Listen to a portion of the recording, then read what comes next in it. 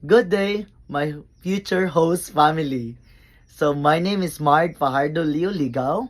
I am 25 years old and I live in the beautiful city of Talisay, Cebu, Philippines.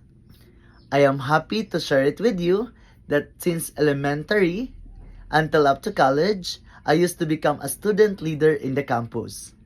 That's why I graduated as with highest honor and with leadership awardee during my senior high school graduate. And by that, I am also happy to share it with you that I am a professional dancer. I am a dance porter and I join different type of competitions in the mall or any type of competitions. And also I am a professional coach, I'm a professional coach for dance sport. And I also have my pets with me, named Matea and Miguel.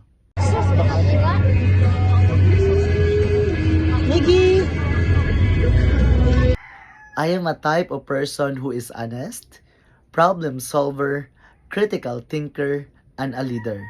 If I will be chosen to be part of your wonderful family, I can assure you and I can guarantee that I will be adding a colorful in the family where I can share my talents and skills that I have experienced here, and also I can assure you that my future brother and sister will grow with super talents and skills. I am willing to be part of your wonderful family. Thank you.